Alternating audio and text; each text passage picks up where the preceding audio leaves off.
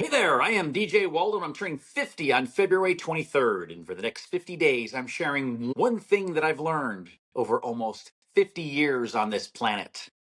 Today's thing is feedback: honest, direct, and actionable.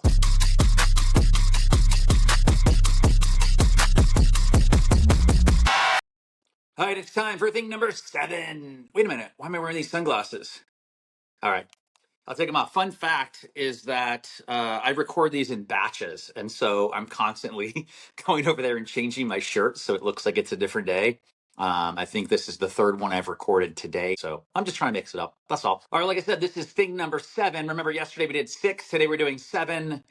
Again, 6, 7. That was really for my kids or anybody who has kids. Makes sense. This episode today is all about feedback: how to get feedback, how to give feedback. This applies at work, this applies in relationships, and applies with your children if you have them. And let me be clear about feedback. Most of it fails not because people are trying intentionally to be mean or to give poor feedback.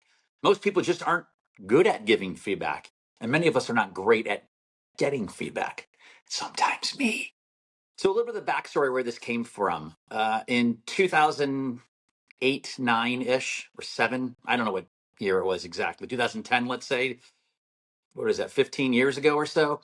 I was working at a company called Blue Sky Factory with a gentleman named Chris Penn, who I think I mentioned earlier in the last episode, maybe about This Too Shall Pass. He taught me that. In fact, Chris has taught me a lot of things, as it turns out. But he taught me this one about feedback. And because we were building this website, he wanted feedback as we were going. We're kind of building things on the fly in real time. I mean, again, this was 15 years ago, much different time to build technology than it is today. And he said to me, the feedback that you give, DJ, must be honest, direct, and actionable. And here's how he broke it down, or at least how I remember him breaking it down and how it's evolved and sort of become my own version of what Chris shared with me. So let's start with honest. If your feedback is not honest, you've already lost me, right? If you're going to give feedback that is not genuine, that is not real, it's not really feedback. It's just fluff. It's just kind of BS. That's the first most important thing. I mean, again, let's be honest. It's nice to sugarcoat things. I'm not saying that you have to be brutally honest every time, but if you're doing something to make sure the other person is appeased, and if they genuinely want that feedback, you're not doing them any service then. Feedback must be honest. 2, feedback must be direct, not vague, not wishy-washy, direct and to the point. If you dance around the point that you're trying to make, it just creates confusion. You need that feedback to be clear. The recipient of the feedback shouldn't have to guess. What does he mean? What does she mean? What are they saying? It has to be direct. If you're receiving that feedback, this is a good opportunity. If it's not direct, if it's not clear, to ask those follow-up questions. What do you mean by that? Can you explain further? And actionable.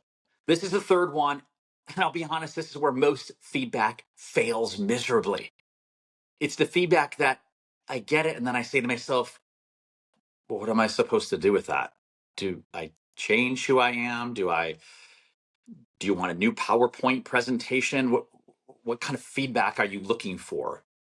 Or what kind of action are you looking for me to do or to not do? Things like, you have to do this better. That's not help. People need something that they can actually grasp onto and do. Again, this feedback applies everywhere in your life. It applies with your partner. It applies with your kids. It applies at work. So the place that I use it the most, I'm a freelance writer, so I'm constantly getting feedback on the writing that I submit to my clients. And I always tell my clients up front, and then I probably remind them every few weeks, that whenever they're giving me feedback, it must be honest, direct, and actionable. For example, if I wrote something and you don't like it, and you just write back and say, that didn't really land, I don't like that. I don't know, that might be honest, that might be direct, but I don't really know what to do with it. Or if you say something like, this section needs to change because I don't know, it's okay, but it needs to, that's not honest. Just tell me you don't like it. That's okay. I can take it. And to be clear, this isn't an excuse to be a jerk. When you're giving direct, honest, actionable feedback, doesn't mean you have to be a jerk about it. It's not about just saying whatever you want. It has to be said with intent and with purpose. You have to respect people enough to help them improve. Now, final point about this, and this goes especially for someone who's asking for feedback. If you're asking for feedback, especially if you're asking it from me, you better want my feedback to be honest, direct, and actionable. If you want me to tell you that something's great, even if it's not, I can do that.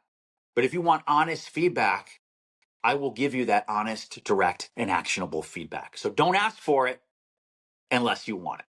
And finally, finally, in this case, you need all three. I can't stress that enough. Feedback could be honest, but if it's not direct and actionable, it's pointless. It has to be all three. All right, that is a wrap. That is number 7. Remember, it comes after 6. 7. Thing number 7, feedback must be honest, direct, and actionable, or somehow in that order. Order doesn't matter. Again, if you like this episode, this thing, please like it. Please share it. Please tell your friends, your family, your coworkers, your spouse. I don't know. Tell everybody about it. Go to 50things.co and subscribe. You can go to YouTube. You can go to Apple Podcasts, TikTok. I don't care. Just find it, watch it, enjoy it, and share it. Thank you so much. I really appreciate you.